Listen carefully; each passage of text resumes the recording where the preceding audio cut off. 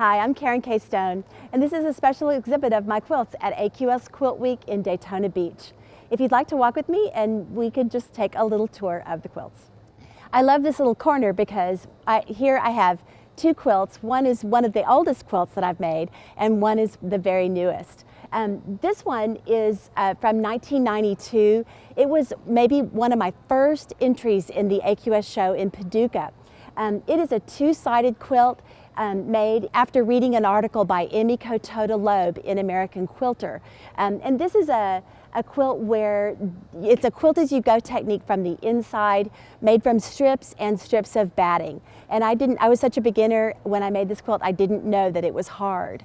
But I love it. And so here's the back of that quilt. And the back and the front aren't necessarily related, but what's complicated is that it takes a two-sided diagram, and then you have to have a two-sided diagram of every block. It's kind of confounding, but a lot of fun. And it's okay when you're a beginner to make quilts in the style of somebody as long as you give them credit, and I love her work. This is called Spot On, and I'm doing a technique now called, that I called English paper piecing by machine. I've done a lot of foundation piecing over the years, and a pattern like this, which is a variation on Wig's Defeat, is not foundation pieceable because of the inset diamond. So this would be typically hand pieced, and I figured out a way to construct it over a grid and connect the pieces through machine applique. And this is just traditional applique. Inspired by an antique quilt in Julie Silber's collection. This is a recent quilt. It's called Reptile Wisdom. Everybody asks about the title. I hate naming quilts more than anything. That's a line from a Warren Zevon song called Disorder in the House. So Reptile Wisdom is not necessarily a good thing, but I still think the line is funny. This is also a quilt that is English paper pieced by machine. I just love red and orange, and I love the idea of dirt as opposed to the bright colors. And I just couldn't be more thrilled with this quilt. I do quilt my own quilts. This one was probably the last quilt to be quilted on my poor, soon-to-be demised Bernina 1630 from 1994. And I just have bought two new Berninas. I bought a 710, and then I also bought the new quilting machine, the Q20. And I'm really, really excited about both of those, and I'm looking forward to learning stuff. This quilt is called Delirious, and I think that, you know, sometimes the color can make us feel delirious, and there's certainly a lot going on there. This quilt is fused applique, and it's never really more than two layers. There's a positive block and a negative block, and when you cut a block into a lot of different pieces, you can simply interchange the fabric parts because they're all cut from the same model. But I love this quilt. It's got shisha mirrors adapted, and it's got some bobbin work, a few little techniques that I think just are a lot of fun to enjoy. This piece of fabric and this binding cost $50 a yard, and I bought a quarter yard of it, and I've never been so happy to own a piece of fabric in my entire life.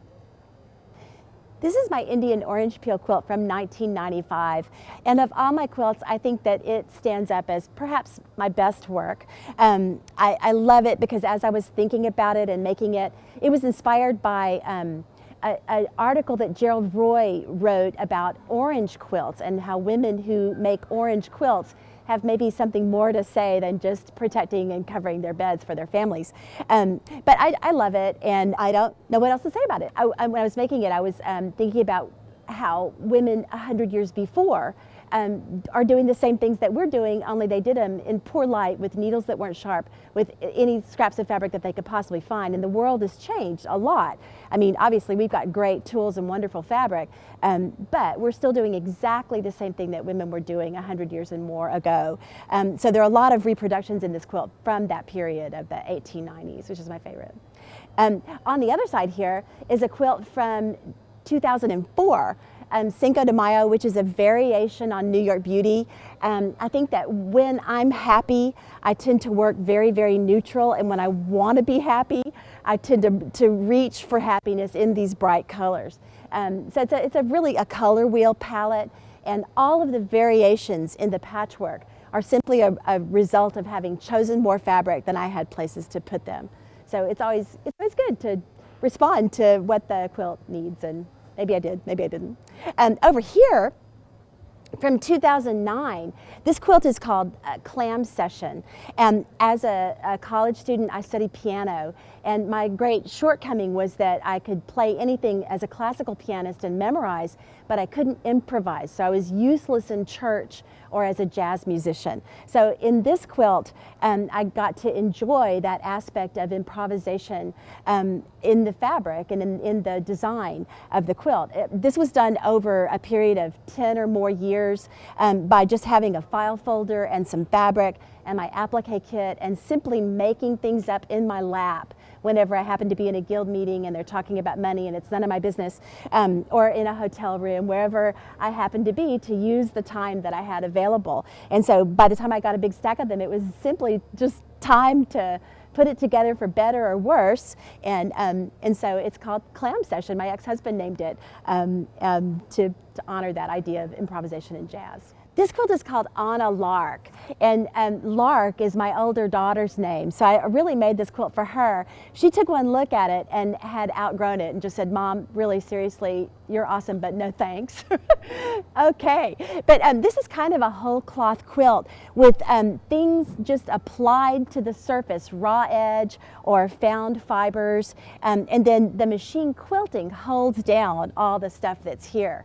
Now, I've got a bunch of cats. I've always had a bunch of cats. And I had a cat at this time who was a thread eater. So I was really pretty careful that she might eat some of this stuff.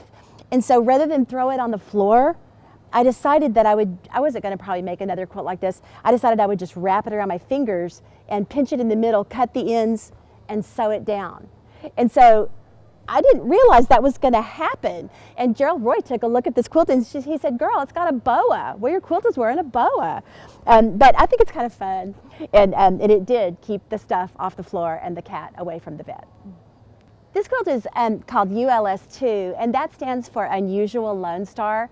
And the 2 being that this is the second one. There was a first one that's in the book that's published by Electric Quilt called Karen K. Stone Quilts. But this one happened because I had made the applique panels for the first quilt and then chickened out and pulled them.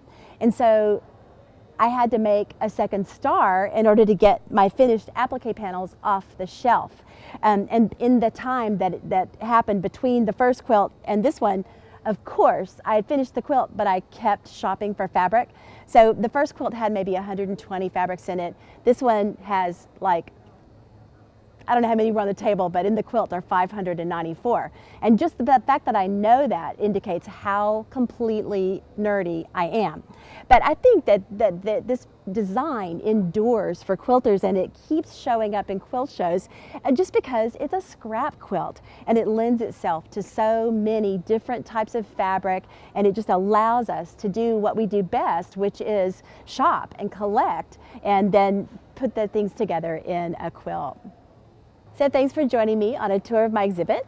And I adore traveling and teaching, so please catch me on the road, invite me to your guild, or by all means, join me at iquilt.com.